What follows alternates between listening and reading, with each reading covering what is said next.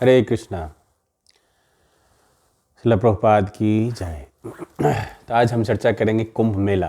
ये बहुत ही hot topic आजकल चल रहा है, क्योंकि ये हमारा 12 वर्षों पे आता है और ये बहुत विशेष दिवस होते हैं जिसमें हमें स्नान का बहुत शास्त्रों में महत्व बताया गया है। तो कुंभ बेसिकली, कुंभ का मतलब होता है कलश। और ये कुंभ मेला का जो कंसेप्ट ऐसा है कि छठे मनवंतर में जब कुछ इस प्रकार से होते हैं कि इंद्र के गुरुदेव थे बृहस्पति, और एक बार जो है रास्ते में बृहस्पति से मुलाकात होती इंद्र की, तो बृहस्पति बहुत खुश होते अपने शिष्य को देख करके और अपने जो गले का माला जो है उनको पहना देते। और लेकिन क्या है, इंद्र जो है थोड़ा घमंड के कारण जो है वो माला क्या करते हैं, अपने हाथी ऐरावत को पहना देते। और ऐरावत क्या करता है, उस माला को, जानवर है, तोड़ करके उसको पैर से कुचल देता है। ये चीज़ जो है बृहस्पति जब देखते हैं तो बहुत गुस्सा आता है और इस प्रकार से जो है इंद्र को श्राप देते हैं। और फिर गुरु के श्राप के वजह से क्या होता है, इंद्र की शक्ति छीन हो जाती है और फिर देवताओं और दानवों का युद्ध में जो है देवता लोग हार जाते हैं। तो फिर सभी जो है देवता लोग ब्रह्मा जी के पास जाते हैं। फिर ब्रह्मा जी जो है सबको लेकर के क्षीरोदक्षाय विष्णु जी के पास जाते हैं और फिर उनसे प्रार्थना करते कि कुछ उपाय करें। तो भगवान बताते हैं कि आप ऐसा करिए, अब देवताओं असुर का ही मदद लेकर के जो है आप सब समुद्र मंथन करिए, मैं भी उसमें हेल्प करूँगा और उस समुद्र मंथन से जो है अमृत निकलेगी, जिससे कि आप सबका विजय प्राप्ति होगी। और फिर इस प्रकार से होता है कि देवता और दानव दोनों मिल करके जो है क्षीर सागर का जो है मंथन करते हैं। और फिर जो है इस प्रकार से जो है मंथन से पहले हलाहल विष निकलता है, शिव जी पीते हैं। फिर जो है उसमें सुरभि गाय निकलती है, उच्च सर्वा घोड़ा निकलता है और माता लक्ष्मी का भी प्राकट्य होता है। और सबसे लास्ट में जो है भगवान कृष्ण के अवतार धन्वंतरी जी जो है अमृत का कलश लेकर के जो बाहर निकलते हैं। और इस अमृत के कलश के लिए जो है फिर से जो है देवता लोग से जो है जो राक्षस लोग छीन लेते हैं। फिर जो है भगवान से लोग प्रार्थना करते हैं, भगवान फिर मोहिनी रूप लेकर के जो है इस ब्रह्मांड के सबसे सुंदर लड़की का रूप लेकर के भगवान जो है राक्षसों से वो अमृत कलश जो है ले लेते हैं। तो इस देवताओं और जो दानवों के बीच में जो अमृत कलश की लड़ाई हो रही थी, तो उस कलश में जो उस लड़ाई के दौरान जो है जो अमृत का जो कलश था, वो कलश जो है 4 स्थानों पे छुपाया गया। पहला स्थान, उसमें से एक स्थान था प्रयागराज, जो त्रिवेणी जो है गंगा जमुना सरस्वती के संगम पॉइंट पे जो है छुपाया गया। तो वहाँ पे कुछ अमृत के बूंद गिरे उस जल में। और फिर हरिद्वार में गंगा नदी के तट पर वहाँ पे छिपाया गया, तो वहाँ कुछ बूंद जो अमृत के जो है गंगा नदी में वहाँ पे हरिद्वार में गिरे। और फिर नासिक में गोदावरी नदी के तट पर नासिक में जो वहाँ पे छुपाया गया, तो वहाँ पे जो कुछ अमृत के बूंद वहाँ पे गिरे। और फिर उज्जैन में शिप्रा नदी के तट पे जो है अमृत का कुछ छुपाया कलश छुपाया गया, तो वहाँ पे कुछ अमृत के बूंद गिरे। तो इस प्रकार से 4 स्थान जो है प्रयागराज और हरिद्वार, उज्जैन और नासिक, इस 4 जगह पे जहाँ जहाँ जो है अमृत कलश से अमृत वहाँ पे जल में मिलने के से वो वहाँ का जल जो है बहुत ही पवित्र हो गया। और ये जो देवताओं और दानव के बीच का जो युद्ध है जो 12 दिन के लिए चला था। और जो देवलोक होता है, हम सब का जो टाइम जो है और जो है टाइम हर प्लेस के अनुसार से वैरी करता है। जैसे देवताओं का जो एक दिन होता है, यानी दिन रात मिला के 24 घंटा, वो जो है हमारा 1 साल के बराबर होता है। इसलिए जो 12 दिन युद्ध चला था, तो दैट मीन्स जो कुंभ जो आती है हर 12 साल पे आती है। तो वो देवताओं का जो 12 दिन है हमारा 12 साल के इक्विवेलेंट है। इसीलिए जो कुंभ का जो आयोजन होता है हर 12 सालों पे होता है, महाकुंभ का जो आयोजन होता है। तो इसीलिए जो कुंभ का मतलब कलश, और चूँकि इस 4 स्थानों पे जो है अमृत के कलश से अमृत जो है वहाँ के जल में मिले थे, इसलिए जो वहाँ का जल बहुत ही पवित्र हो गया। और ख़ास के इस दिवस पे मकर संक्रांति से लेकर के शिवरात्रि तक का जो समय होता है, लगभग 45 दिन का जो समय है, इस दौरान जो है कुंभ मेला का आयोजन किया जाता है। इसे माघ मेला भी कहा जाता है। और इस साल जो कुंभ मेला, इसमें लगभग ऐसे आशा की जा रही है शायद 50 से 60 करोड़ लोग पूरी दुनिया भर से जो है वहाँ पे स्नान खिलाएंगे। और जो है यूनेस्को ने भी जो है कुंभ मेला को जो वर्ल्ड हेरिटेज के तौर पे जो उसको एक्सेप्ट किया है। इस प्रकार से जो कुंभ का मतलब कलश हो गया, और ये आयोजन जो है जो कि अलग अलग जगह पे अमृत गिरे थे इसलिए ऐसा हो रहा है। तो कुंभ में स्नान का बहुत ही महत्व है। शास्त्रों में वर्णन है कि वहाँ स्नान करने से जो है हम सबको का पाप का जो है क्षय होता है, और हम सब में स्वीकृति इकट्ठा होती है, हम सब में भक्ति जागृत होती है। तो जो भी भक्ति जीवन में आगे बढ़ना चाहते हैं निश्चित तौर पे हम सबको कुंभ में स्नान करने का प्रयास करना चाहिए। मैं भी जब MBBS कर रहा था तो मैं लगभग 2000 में लगा था कुंभ वहाँ पे, तो बनारस में था मैं, तो हम लोग स्नान किए थे, और इस बार प्रयास करूँगा जाने का। तो अब डाउट होता है कि कुंभ में हम जाते हैं, देखते हैं आजकल वीडियो बहुत सारे अलग अलग पंथ के लोग हैं, अलग अलग भक्ति के माध्यम के लोग हैं, अलग तरह से भक्ति कर रहे हैं। तो कई बार डाउट होने लगता है नहीं नहीं हमें भगवान का जो है सानिध्य कैसे प्राप्त होगा, ये तो जो जंगल में तपस्या करते हैं उन्हीं को भगवान मिलेंगे, या फिर अग्नि के बीच में बैठ के तपस्या कर रहे हैं गर्मी के दिन में उनको भगवान मिलेंगे, या जल में ठंडा के दिन में जल में यहाँ तक पानी में डूब करके तपस्या कर रहे हैं उनको भगवान मिलेंगे। तो हमें हम सबके मन में डाउट होने लगता है। लेकिन भगवत गीता में जो है भगवान 8वां अध्याय में यही चर्चा करते हैं, और भगवान बताते हैं कि जो भक्ति योगी है उसको किसी चीज़ की चिंता करने की ज़रूरत नहीं है। मतलब भक्ति योगी मतलब क्या है, भक्ति जो करने का तरीका है श्रवणम कीर्तनम विष्णु स्मरणम पाद सेवनम अर्चनम वंदनम दास्यम सख्यम आत्मनिवेदनम। जो नवदा विधि है कि श्रवण, उसमें क्या है श्रवण यानी कीर्तन, भगवान के नाम का सुनना है, श्रवण करना है, फिर उनको उस जो सुने उनका हमें क्या करना है, लोगों को बताने का है, गुणगान करने का है। तो श्रवण कीर्तन किसका, विष्णु भगवान कृष्ण का, विष्णु का करना है। आजकल श्रवण कीर्तन तो लोग कर रहे हैं, लेकिन क्या कर रहे हैं, पॉलिटिक्स का कर रहे हैं, क्रिकेट का कर रहे हैं, और रसिया यूक्रेन में वार चल रही है उसका कर रहे हैं, लेबनान में क्या चल रहा है उसका कर रहे हैं। तो श्रवण कीर्तन तो कर रहे हैं, लेकिन विष्णु का श्रवण जो है, भगवान कृष्ण का कथाओं का श्रवण बहुत कम लोग कर रहे हैं। लेकिन शास्त्र क्या बोलते हैं, श्रवण कीर्तन 2 माध्यम हो गए, तीसरा स्मरणम। हम श्रवण कीर्तन करेंगे तो हम बार बार कंटेम्पलेट करेंगे, स्मरण करेंगे। स्मरणम पाद सेवनम, जैसे माता लक्ष्मी भगवान का सेवा करते हैं, चरणों की सेवा करते हैं। फिर अर्चनम, अर्चना मतलब पूजा आरती करना, भगवान का हम थोड़ा पूजा करते हैं, धूप बत्ती दिखाते हैं। अर्चनम वंदनम, भगवान से प्रार्थना करते हैं, कृष्ण करुणा सिंधु दीनबंधो जगतपते गोपेश गोपिका कांत राधा कांत नमस्तुते। तो अलग अलग मंत्रों से भगवान का ग्लोरिफिकेशन करते हैं, भगवान का प्रार्थना करते हैं। हमारा क्या है, अर्चनम वंदनम, वंदनम हो गया, अर्चनम वंदनम साख्यम आत्मनिवेदनम, अर्चनम वंदनम दास्यम, दास्य आता है, दास में जैसे हनुमान जी भगवान राम जी की सेवा करते हैं, दास्य भाव में करते हैं, हमेशा भगवान की सेवा करें, राम काज करवे को आतुर हनुमान जी हमेशा रहते हैं।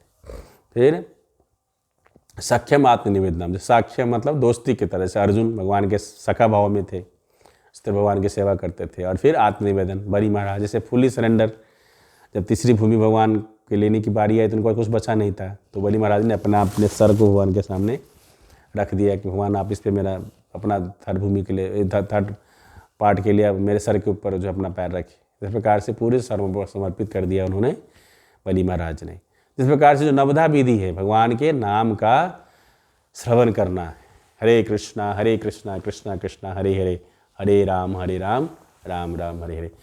तो भक्ति योगी जो है, भक्ति योगी क्या है, ये भक्ति योग बहुत आसान है और द बेस्ट योगा है। भगवान बताते भी हैं कि भगवत गीता के 6ठे अध्याय के 87वें श्लोक में आते हैं कि योगी नाम अपि सर्वेषां मद्गतेनन्तरात्मना श्रद्धावान भजन्ते यो माम समय युक्ता तमा मता। कि भगवान बताते हैं सभी योगी में मुझे भक्ति योगी बहुत ही प्रिय है। और भक्ति योग करना आसान भी है, हर कोई भगवान का नाम ले सकता है, उसमें कोई ज़्यादा पढ़ा लिखा होने की आवश्यकता नहीं है, बहुत लॉजिकल होने की ज़रूरत नहीं है, बहुत स्मार्ट होने की कोई ज़रूरत नहीं है। हर कोई, चाहे पढ़ा हो, मूर्ख हो, गांव का हो, शहर का हो, मेल हो, फीमेल हो, ब्राह्मण हो, क्षत्रिय हो, वैश्य हो, शुद्ध, कोई भी, हर कोई भगवान का नाम ले सकता है। और जो भी भगवान का श्रद्धापूर्वक नाम लेगा उस सबको उतना ही लाभ मिलेगा। ऐसा नहीं है कोई पढ़ा लिखा आदमी डॉक्टर नाम ले तो ज़्यादा फायदा मिलेगा, कोई मुख नाम लेगा तो कम फायदा मिलेगा, नहीं। भगवान का नाम जो कोई भी श्रद्धा से लेगा उसको वही लाभ मिलेगा। इसलिए भक्ति योग हर कोई कर सकता है, नंबर 1। दूसरा सिर्फ भक्ति योग हम ग्रुप में कर सकते हैं, भगवान का नाम बैठ के ले सकते हैं, भगवान कीर्तन में हम सब नाच सकते हैं, भगवान का प्रसाद साथ में खा सकते हैं, भगवान का कथा श्रवण कर सकते हैं, भगवान के धाम की यात्रा हम सब कर सकते, ग्रुप में कर सकते हैं।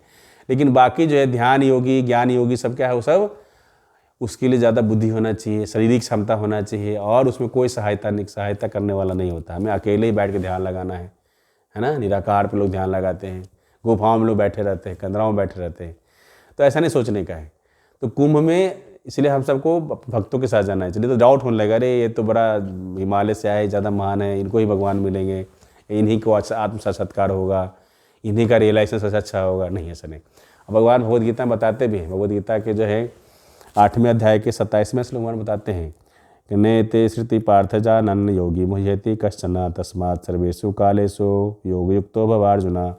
क्योंकि भगवान जो है ये 8वां अध्याय में अर्जुन एक सवाल पूछे थे कि किस प्रकार से जीवन के अंत में आदमी अपना दिनचर्या बनाए, अपने व्यवहार को बनाए कि वो आपके धाम को जा सके। तो उस समय भगवान बताते हैं कि तो अलग अलग रास्ते बताए गए थे, प्रकाश का मार्ग, अंधकार का मार्ग, है ना। उसमें बताया गया था किस तरह शरीर छोड़ने से जो है लोग ऊपर के लोगों को जाता है। बोला गया था कि उत्तरायण में शरीर न छोड़ना चाहिए, दिन के समय में, है ना, शुक्ल पक्ष में, है ना, तो अलग अलग समय बताया गया था। लेकिन भगवान बताते हैं कि हे अर्जुन, यद्यपि भक्तगण इन दोनों मार्ग को जानते, भक्त को सब पता है कि ऐसे ऐसे हम उत्तरायण में शरीर छोड़ेंगे, या दिन के समय में, है ना, या फिर शुक्ल पक्ष में इस तरह छोड़ेंगे तो क्या है, ऊपर के लोग को जाते। लेकिन भक्त क्या है, दोनों मार्ग को जानते किंतु वो मोहग्रस्त नहीं होते। अतः तुम भक्ति में सदैव स्थिर रहो। भगवान बोले कि तुम भक्ति योगी क्या है, बोले योग युक्त भव अर्जुना, कि तुम क्या है, योगी बनो, है ना, भगवान का भक्त बनो। और फिर आगे 28वां श्लोक 8वां अध्याय बताते भगवान के वेदेषु यज्ञेषु तपःसु चैव दानेषु यत् पुण्य फलम प्रदिष्टम अत्येति तत्सर्वमिदं विदित्वा योगी परमस्थानं पैति चाद्यम। भगवान बताते हैं कि जो भक्ति योग भक्ति मार्ग स्वीकार करता है वह वेदाध्ययन, तपस्या, दान, दार्शनिक तथा सकाम कर्म करने से प्राप्त होने वाले फलों से वंचित नहीं होता। वह मात्र भक्ति संपन्न करके इन समस्त फलों को की प्राप्ति करता है और अंत में परम नित्य धाम को प्राप्त होता है। तो भगवान बताते हैं कि जो भी लाभ अन्य चीज़ों से मिल रहा है, तपस्या करने से, चाहे पानी में तपस्या करना हो, बर्फ में जाके तपस्या करना हो, उल्टा लटक के तपस्या करना हो,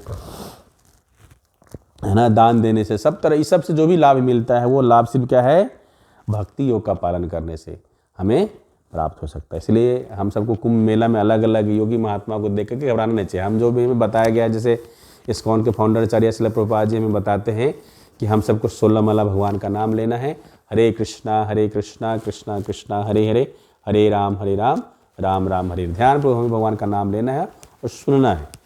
सिर्फ लेने से नहीं काम चलेगा, सुनना भी ध्यान से, एक एक वर्ड हमें ध्यान से सुनना है। और फिर 4 नियम का पालन करना है। नो मीट ईटिंग, हमें मांस मछली नहीं खाना है, और नो इलिसिट रिलेशनशिप, किसी पर स्त्री या पर पुरुष के साथ संपर्क नहीं रखना है। नो गैम्बलिंग, हमें जुआ नहीं खेलने का है। और नो एडिक्शन, हमें अल्कोहल, बीड़ी, भांग, सिगरेट से हमें बचा कर रखना है। ये 4 चीज़ नहीं करना है, और भगवान का नाम लेना है, और भक्तों का संग करना है, भगवान का प्रसाद खाना है, भगवान के धाम की यात्रा करना है, भगवान के अर्च विग्रह का थोड़ा सेवा कर लेना है। और इस प्रकार से हम सब भक्तियों का पालन कहीं भी कर सकते हैं, बहुत आसान, घर में बैठ के कर सकते हैं, है ना। अब ऐसे चला भगवान का नाम लीजिए, नो प्रॉब्लम, घर में बैठ के करिए, कार में बैठ के करिए, है ना, धाम में जाकर करिए, कहीं कर सकते हैं। तो भक्ति योग क्या है, बोला गया है सबसे बेस्ट है, और इससे जो प्राप्त होने वाली चीज़ है वो सबसे बेस्ट है। भगवत धाम की प्राप्ति, भगवान की प्राप्ति निश्चित है जो भक्ति योग में। बाकी अलग अलग जो ध्यानी होंगे वो जो है परमात्मा की प्राप्ति के लिए ध्यान करते हैं, है ना। जो ज्ञानी होते हैं, ज्ञानी क्या है, वो ब्रह्म की प्राप्ति, ज्योति में जाकर, ब्रह्म ज्योति जाके मिल जाएंगे, उसके लिए वो प्रयास करते हैं, उनको भी प्राप्त होगा। लेकिन भक्ति योग के साथ साथ क्या है, भक्ति भगवान के साथ साथ हमारा क्या होगा, हम भगवान के साथ उनकी सेवा में लग सकते हैं। इसलिए ये जो कुंभ मेला है ये वैसे बहुत पवित्र अवसर है, हम सबको जोड़ जाके नहाना है, और वहाँ पे जाके धाम पर, जैसे प्रयागराज है, प्रयागराज वैसे भी हम सबके लिए बहुत विशेष है। क्योंकि क्या है, यहाँ प्रभुपाद जी का जो है दवा का जो है फार्मेसी का बिजनेस था, और प्रभुपाद जी की जो दीक्षा जो है इसी प्रयागराज में उनके जो गुरु महाराज से भक्ति सिद्धांत ठाकुर सरस्वती महाराज उन्होंने उन्हें को दिया था। और चेतन महाप्रभु भी हमारे प्रयागराज गए हैं, वहाँ पे जो है अपने शिष्यों को शिक्षा दिए हैं। इस प्रकार से प्रयागराज त्रिवेणी के संगम पे वैसे भी एक महाकुंभ का जो मेला है ये बहुत ही पवित्र समय है। तो हम सबको प्रयास करना चाहिए कि कुंभ के वास्तविक समझ को, अर्थ को हम लोग समझें, और कुंभ के भाव को समझें, और वहाँ पे जाके हम अलग अलग प्रकार के भक्ति करने वाले लोगों से विचलित ना हो। हम जो कर रहे हैं, हमें जो शिला प्रभुपाद जी जो हमें बताए हैं, हमें जो इस्कॉन में जो बताया जाता है हम सबको अच्छी तरह से यदि पालन करेंगे तो निश्चित तौर पे प्रभुपाद जी बोलते हैं कि यदि आप बढ़िया 16 माला भगवान का नाम लेंगे और 4 नियम का पालन करेंगे, भगवद गीता भागवत जैसे शास्त्रों का अध्ययन करेंगे तो निश्चित तौर पे हम सबको भगवत धाम की प्राप्ति सुनिश्चित है, इसमें कोई डाउट नहीं। इसलिए अलग अलग भक्ति के माध्यम से विचलित होने की ज़रूरत नहीं है। हम सब गृह जीवन में हैं, अपना काम करते हुए हमें भक्ति भी करना है, क्योंकि भक्ति जो है हमारा अकाउंट डिपॉजिट है। बाकी तो भौतिक संसार में जो अकाउंट में पैसे हैं या तो खर्च हो जाएंगे या तो बच्चों को या परिवार पर ट्रांसफ़र हो जाएगा। जो हमारी जो असली संपत्ति, हमारा आध्यात्मिक जो हम भगवान का नाम लेते हैं, है ना, शास्त्रों को पढ़ते हैं, आध्यात्मिक जो हम धन कमाते हैं वो हमारा असली संपत्ति। इसलिए आप सबसे अनुरोध है कि अपने जीवन को बैलेंस करिए। हम सबका जीवन बहुत ही अनबैलेंस्ड है, हम सब सिर्फ भौतिकता में लगे हुए हैं, बस बहुत पैसा, पावर, पोस्ट, लेकिन एक समय के बाद ये सब खत्म हो जाएगा। हम सबके साथ जो असली चीज़ हमारे साथ रहेगा, हम जो आध्यात्मिक जीवन जो हम कार्य किए हैं, हम जो भगवान का नाम लिए हैं, भगवान के शास्त्रों का जो अध्ययन किए हैं, भक्तों का संग किए हैं, ये हमारे साथ हमेशा रहेगा, इसका कभी क्षय नहीं होने वाला। इसलिए आप सबसे अनुरोध है, आप सब जरूर कुंभ मेला में यदि अवसर मिलता है स्नान करने के जाइए, लेकिन ज़्यादा से ज़्यादा भगवान का नाम लीजिए और भगवद गीता का अध्ययन करिए। कम से कम एक शास्त्र तो अपने जीवन में ज़रूर से पढ़िए, भगवद गीता के फिलॉसफी को समझिए और फिर अपने जीवन में उतारिए। फिर आप देखेंगे कि आपके जीवन में निश्चित तौर पे बहुत सारे परिवर्तन आप रियलाइज़ करेंगे और हम सब जो है भगवान के साथ हमारा कनेक्शन एस्टेब्लिश हो जाएगा। फिर हम हैप्पीली रह सकते हैं, इस भौतिक संसार में भी हैप्पीली रह सकते हैं। इसलिए आप सब भगवान का नाम जरूर से लीजिए। हरे कृष्णा कृष्णा कृष्णा हरे हरे, हरे राम राम राम हरे हरे। श्रील प्रभुपाद की जय। गौर प्रेमानंदे। हरि हरि हरि बोल।